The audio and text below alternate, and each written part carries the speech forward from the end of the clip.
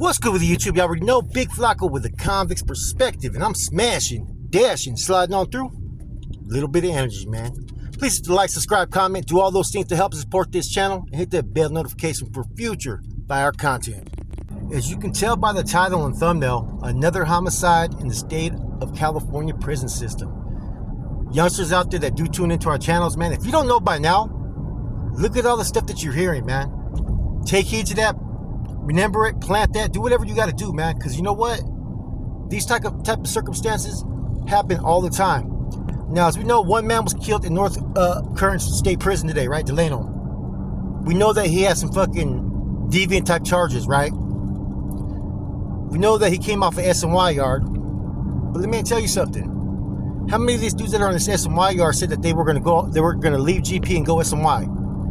How many people on that SNY side said, yeah, I'm going to get celled up with a fucking weirdo and have to fucking whack him, or I may get whacked?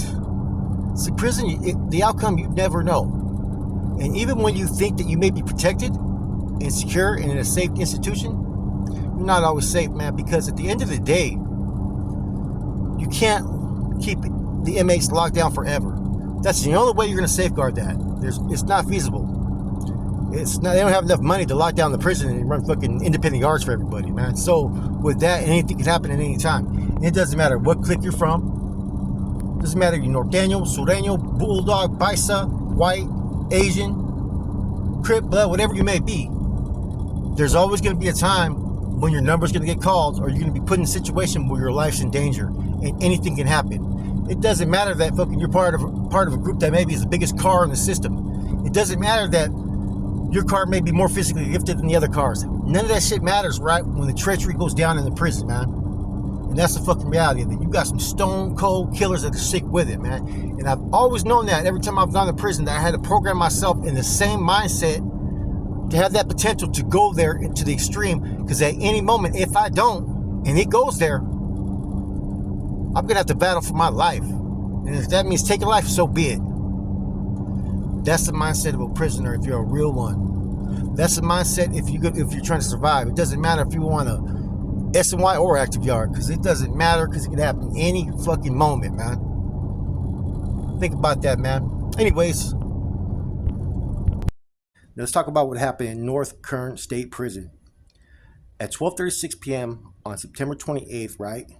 Two incarcerated people, Andrew Jimenez and Anthony Rivera, allegedly attacked another incarcerated person, Josephat Bonifacio, with an inmate manufacturer's weapon. Now, this is all alleged, right? Bonifacio sustained multiple stab wounds and life-saving measures were performed. While en route to outside medical facility, he was pronounced deceased at 1:37. No staff or additional incarcerated people were injured. So apparently both these guys, man, were moved to, administration of housing pending an investigation into who potentially committed this murder. But it's pretty self-evident, man. This dude right here, man, I'm going to tell you guys, in 2018, he killed a 2-year-old child, man. This child wasn't his. He was basically the child's mother's boyfriend, and used to watch, several kids. It's a sad situation, man. This dude had this coming. I hate to say it, man. Any deviant crimes towards kids, or any crimes that you hurt a child, is the biggest cowardice act that you can ever commit, man. Therefore, nobody has remorse for these dudes, man. Now, the child's name was Damien. He was only 2 years old.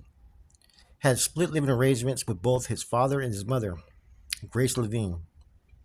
The suit stated when Damien was returned to his father after visiting with his mother in January 2018, the boy had bleeding in his eye, bruises on his cheek and forehead, and scratches and bruises on his neck. Damien told his father that Joe had hit him, a reference to Bonifacio. So the dude goes by Joe. Now, the father of this child, Damien, right, was reported to Child Protective Services that something was going on, that his son had told him this. The CPS worker dismissed it, thinking the kid was lying, or the adult was lying, trying to get full custody of the child. They didn't even probe into the situation or the matter. They may have made a call to the mom or something or whatnot, but they basically felt that the father was lying and trying to get his child back. That's some fucked up shit. And see, they were also part of that big lawsuit where there were several kids that got killed. There was the kid Noah that was found who drowned in a pool after telling CPS numerous times that he did not want to go home. And then soon enough, like I said, the parents brought him to the hospital claiming that he had drowned, but he didn't even drown. They found multiple wounds, basically to the child. So basically, they tried to cover their tracks after they were beating their child by saying that he drowned. Now, the other person was, as we already know, Gabriel Fernandez. He went through the same type of torture, man. Like, was treated like he was like less than an animal, man. That's how bad he was treated. And this all happened within a short time span. And a lot of these cases were actually reported to social workers. There was a 3.5 million settlement that I think the city settled outside of court for like two or three of these families. 3.5 million ain't nothing when a kid dies, especially when you have county workers that are approached about a situation and say, look, this is what's going on in the home. Can you please investigate it? If they would have sent law enforcement or even CPS to the home, they probably would have put a little bit of scare into them. They probably would at least had to be good for them. And see, that's the whole fucking thing about this case that gets me pissed off, man, because I know what it's like to get a CPS case. I know what it's like to have to deal with them. Some are good, some are bad, but I've met those that did their job, man. And even though sometimes they take children away when we don't think we deserve that type of fucking punishment, sometimes we gotta look at our own actions.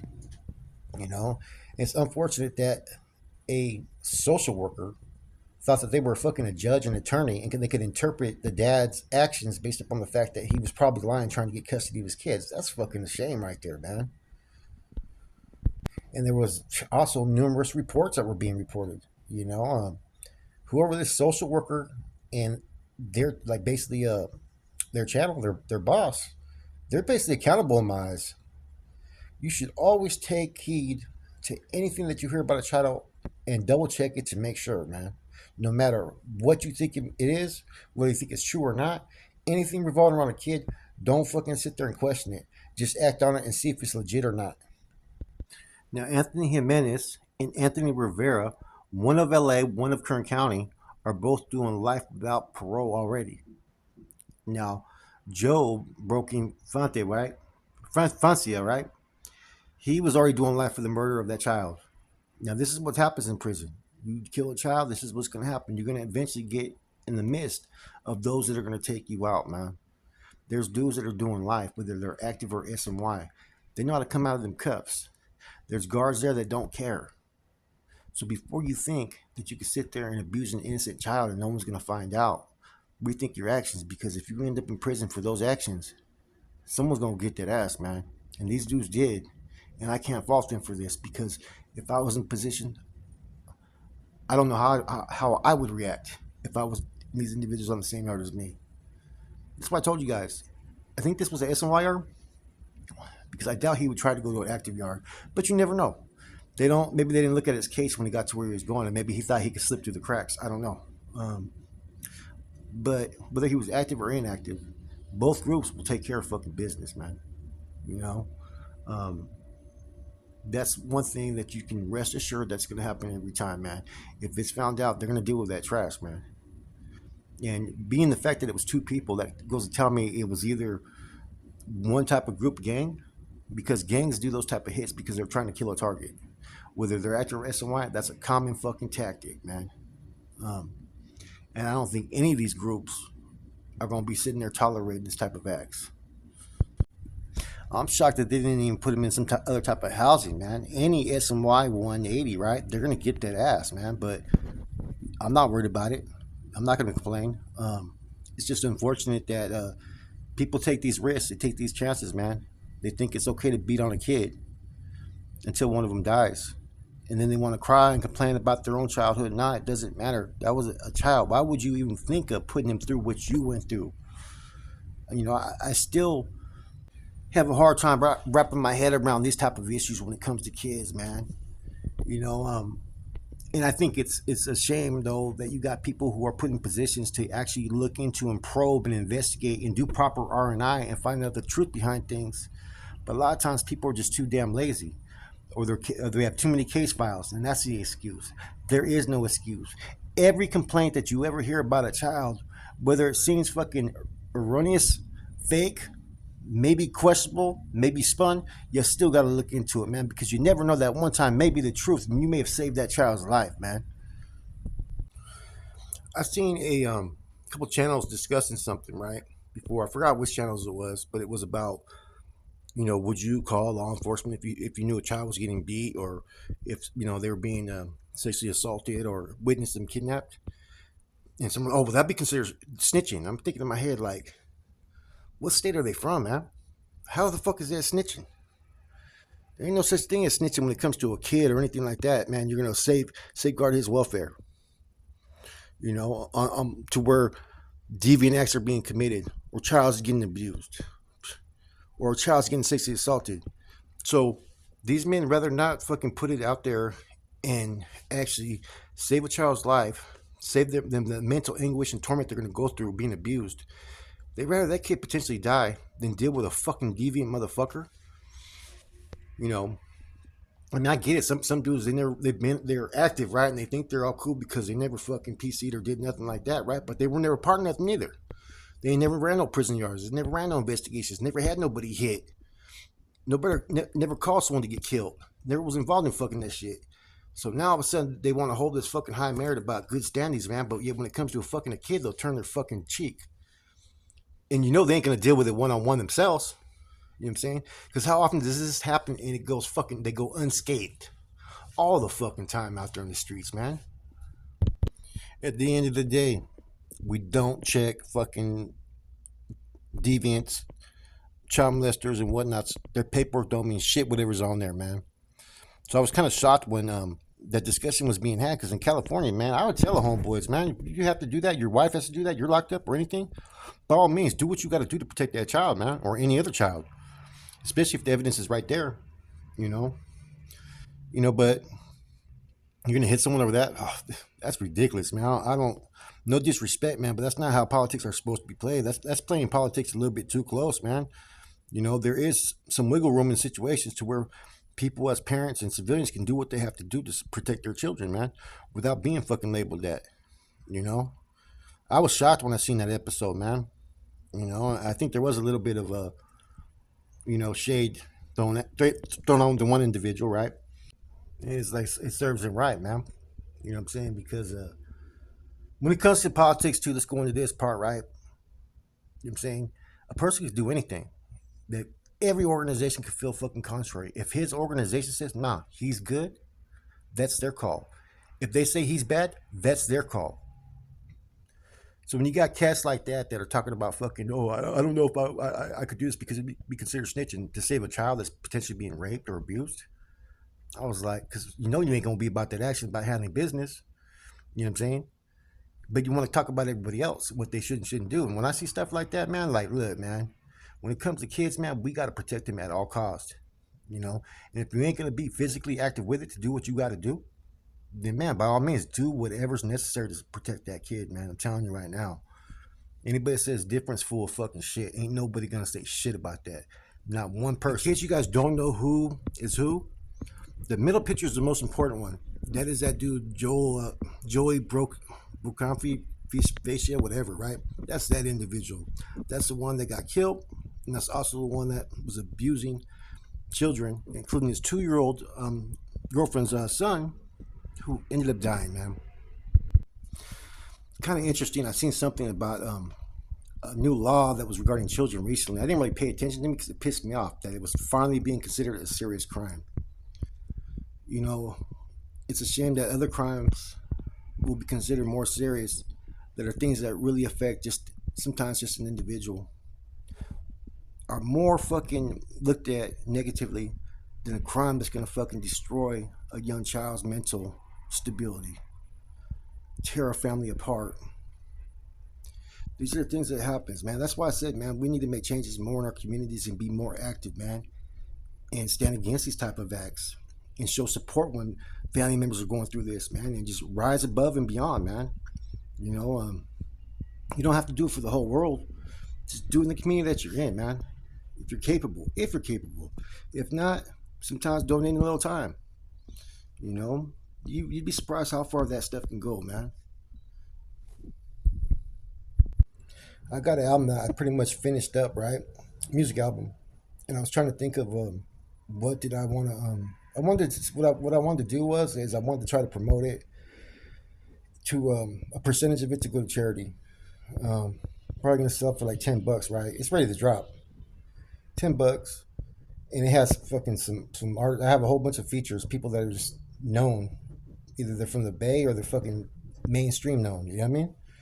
And I wanted to use it as a way to maybe give to a charity, man. So I think that after hearing these type of cases right here, man, I think this is what we need to, what I want to do, man.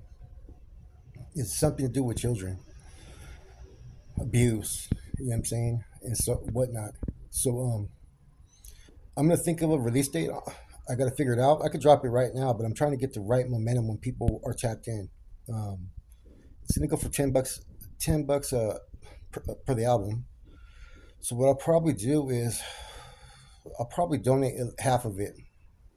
So after the taxes and whatnot, and what I get back on the sales, which is probably going to be a good percentage, um, I'm going to give half the commission off the sales to a charity. So if you guys are interested, get at me. I haven't advertised it because you know how it goes. When I advertise stuff, man, I get a lot of hate, man. I can't do auctions without getting hate. I can't do shoe raffles without getting hate. I can't do nothing without getting hate. So, and you know, right now I need a little help, but I'm not asking for help. I'm figuring it out on my own, you know. But I do want to do something to help out, man, back in the community because I've been lacking in that area the last year.